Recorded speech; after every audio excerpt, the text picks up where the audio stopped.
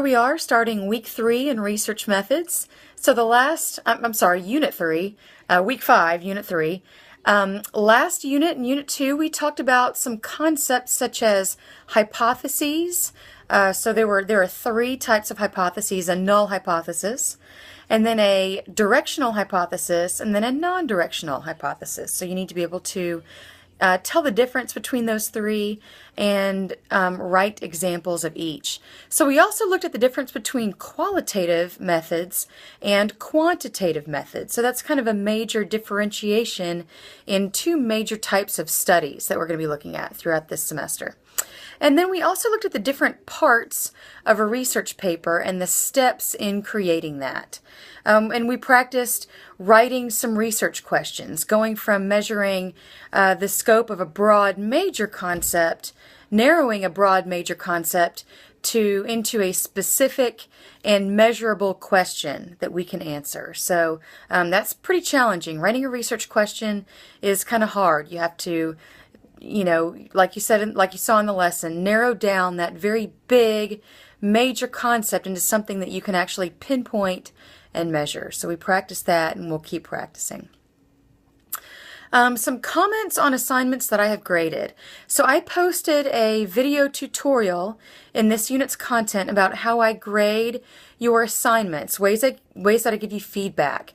I write on your paper, and I also write down comments in the individual sections of the grading rubric. So if you look at that, it should help you to get the most out of the feedback that I give you on your assignments. So if I give you feedback, I hope that you're looking at it and it's intended to make you better for next time. What we're talking about this week, we're getting into some more concepts that are important for part 1 of your research proposal. So we're looking at concepts like the scope of your study. You're asked to present that in part 1 of your research study. So we're looking at the scope of the study, as well as how to operationalize a variable. So an operational definition is a concept that we will be addressing this week, as well as what independent and dependent variables are. So there's an extra reading outside of your textbook that addresses these concepts in a little bit greater detail than your textbook does. These are important concepts. They're kind of technical when we start to define what exactly you're studying and then how you're going to define those variables. So we may have a variable like sportsmanship. Well, that's a pretty broad concept. How are we going to define what sportsmanship means? How are we going to be able to sense an increase or a decrease in sportsmanship? And so we may operationalize the concept of sportsmanship by saying it's a sportsmanship score that the officials give at the end of an intramural game. So that way we can assign a value to it and measure whether it increases or decreases as the result of what we're doing in our study. So that's an example of how we operationalize a variable. So we're going to be looking at that this unit.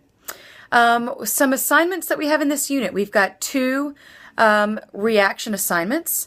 The first one is some worksheets on writing hypotheses. So we're going to practice writing null hypotheses, directional hypotheses, and non-directional hypotheses. And then the second reaction assignment is looking at an article and identifying things like the independent variables, the dependent variables, how we operationalize those, and then how we address and increase the validity in our study. So that's our second reaction assignment.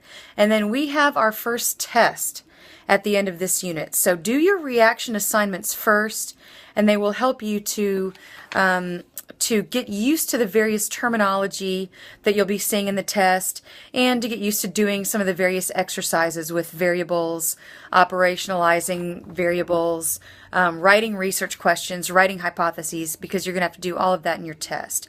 And in your test, you're going to need to look at and access all of your course materials, such as the textbook, all the worksheets that we've done. You're welcome to use extra readings, examples of the studies that we've looked at.